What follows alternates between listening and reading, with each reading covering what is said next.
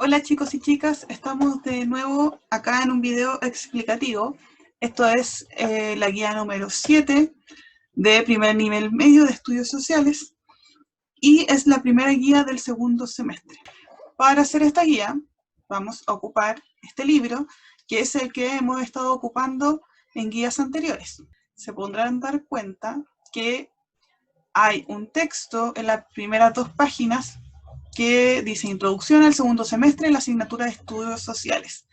¿Por qué? Porque esto lo vimos a principio de año, pero probablemente se les olvidó y además con algunos cursos no alcancé ni siquiera a tener clases, así que no lo vimos con ellos. Entonces, este primer texto que aparece es solo a modo de recordatorio. No tienen que hacer ninguna actividad con esto, pero sí les va a servir para desarrollar actividades más adelante. Les cuento, la priorización del segundo semestre tiene que ver con que ustedes sepan que en historia, que la historia se construya a partir de fuentes históricas. Cuando yo hablo de una fuente histórica me refiero a cómo los historiadores y las historiadoras buscan documentos, pinturas, imágenes, fotografías, restos arqueológicos para escribir sobre la historia. ¿Ya? Y las fuentes en la investigación histórica se dividen en 2.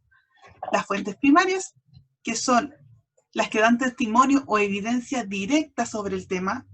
Es decir, si estamos viendo el periodo colonial en Chile, por ejemplo, los diarios de la época, las pinturas de la época, el vestuario que se ha encontrado de la época, todo eso son fuentes primarias porque se generaron en la época. Las cartas que se mandaban las personas en esa época son fuentes primarias.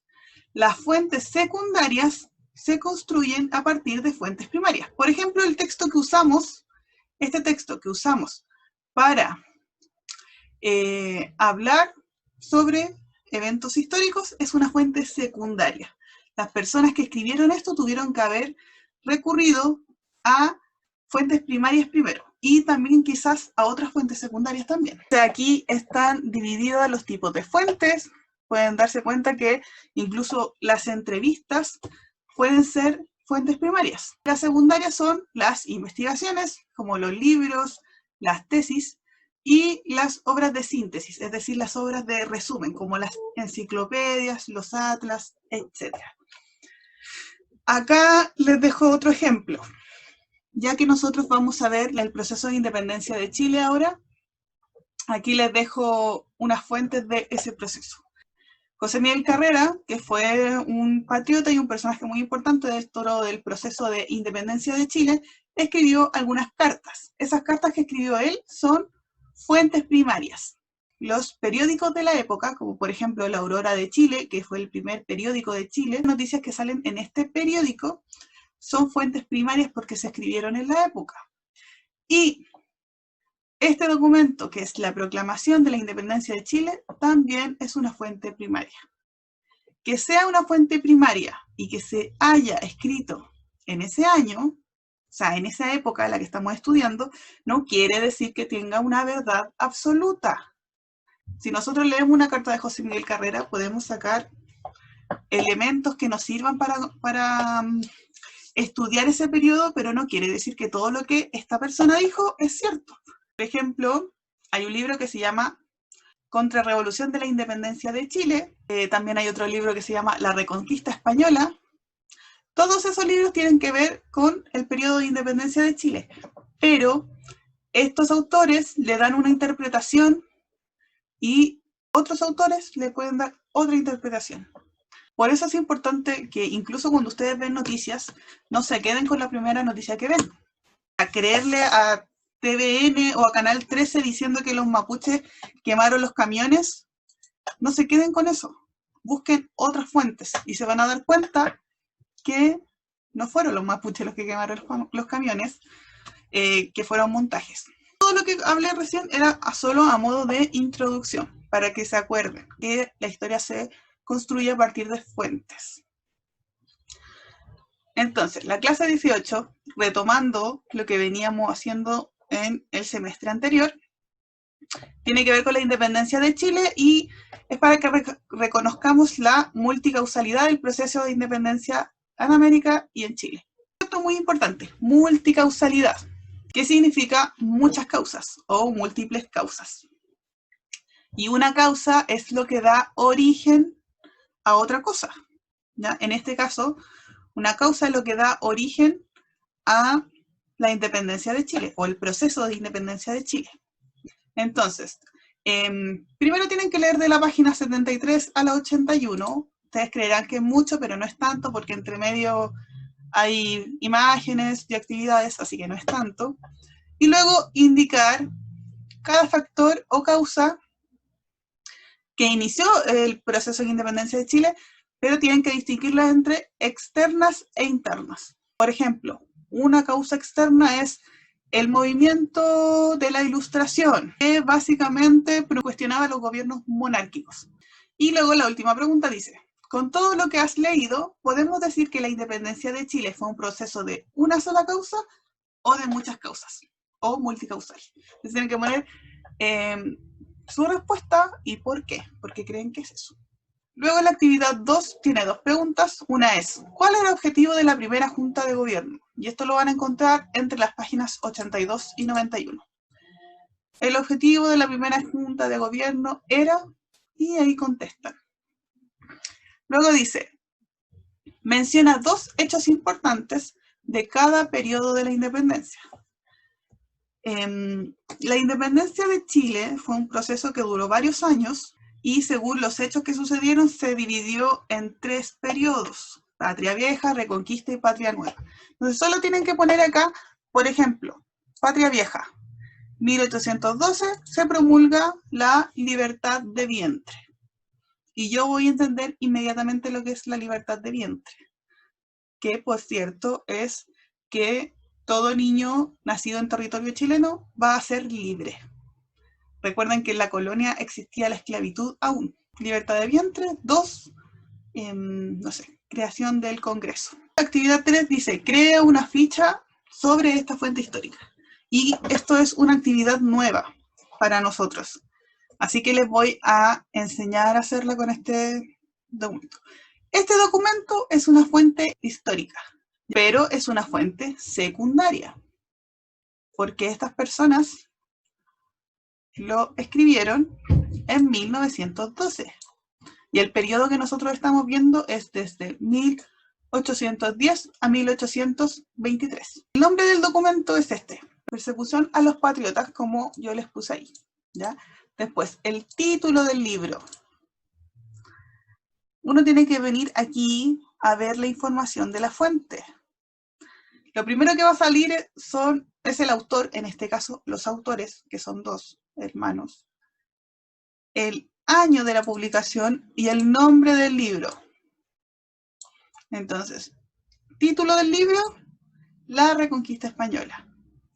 Luego los autores, Amunátegui Miguel y Amunátegui Víctor, el año de la publicación, 1912, ciudad, Santiago, editorial, Imprenta Barcelona, y lo que yo le agregué aquí es que ustedes tienen que poner si es una fuente primaria o secundaria.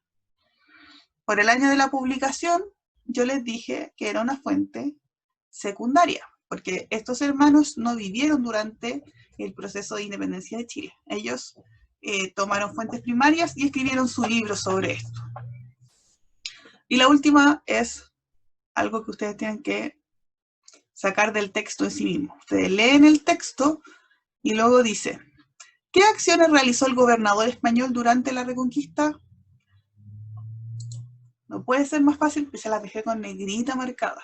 Luego en la clase número 16 vamos a ver las consecuencias de la independencia de Chile para poder aplicar los conceptos de continuidad y cambio en el análisis de la independencia. Si ustedes ya hicieron lo anterior, se podrán dar cuenta que esta revolución no es una revolución popular. No fue el pueblo el que dijo tenemos que independizarnos de los españoles. Fueron las élites.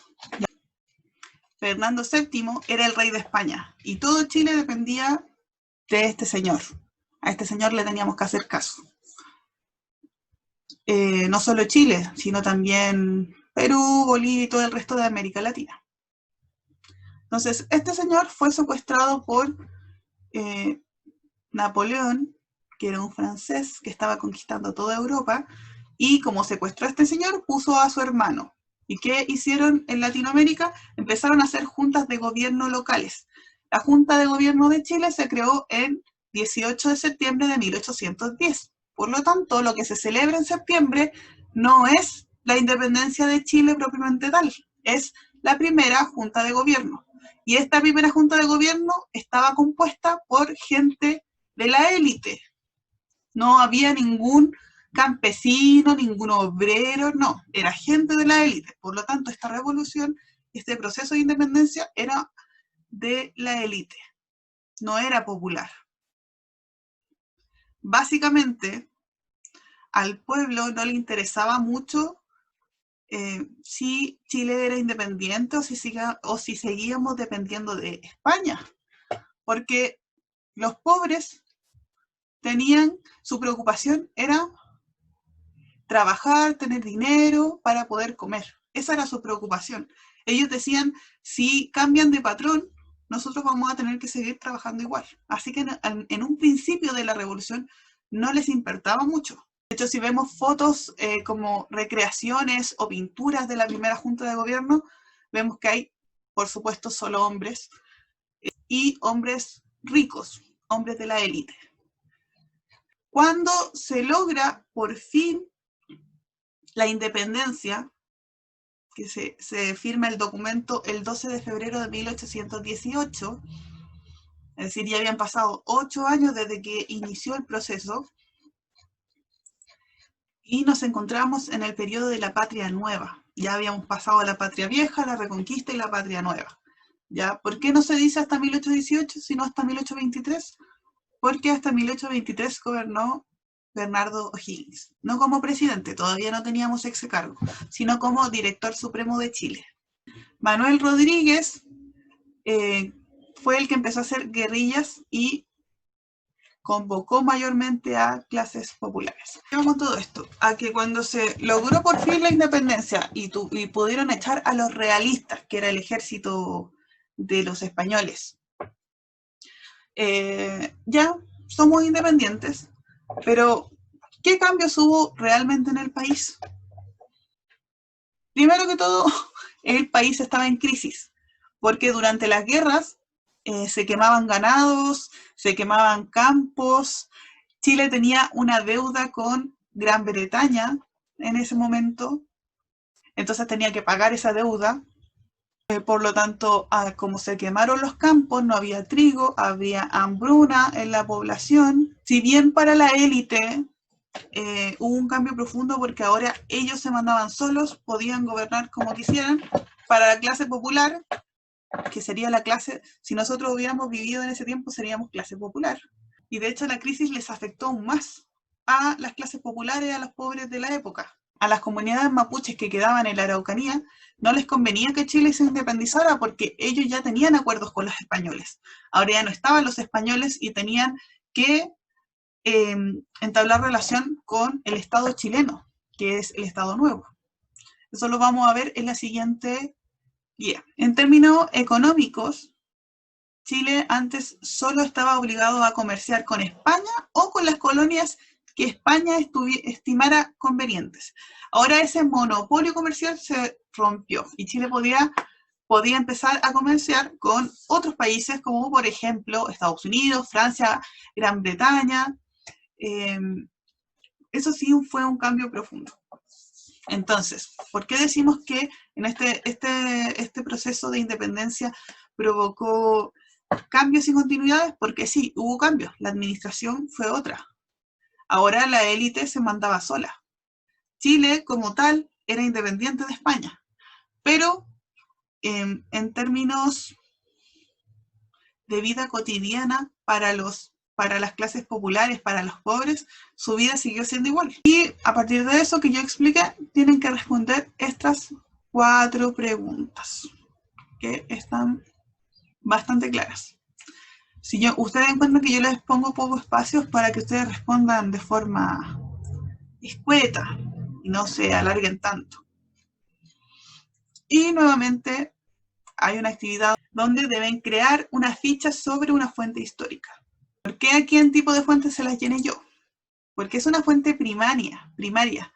Acá el autor es Gabriel Salazar, que lo escribió en 1985. Pero lo que él está haciendo es citar a alguien de 1822. Él está citando lo que un párroco dijo en 1822, es decir, dentro del periodo de independencia. Por lo tanto, es una fuente primaria. Y cómo se manifestó la crisis económica de acuerdo al texto leído, ustedes van a leer el texto y lo que está diciendo el fraile, en realidad, o sea, el párroco, es que la gente se alimentaba con hierbas, pero las hierbas se agotaron, por lo tanto empezaron a alimentarse de los caballos y las mulas que se estaban muriendo, y el hambre hizo que incluso se empezaran a comer a los perros, a los gatos, a los ratones. Y eso, chicos. Cualquier cosa me preguntan. En el Instagram del colegio están mi correo, está mi teléfono, así que me pueden hablar al WhatsApp igual. Me pueden hablar al Instagram de historia. Así que eso, nos vemos en un siguiente video. Adiós.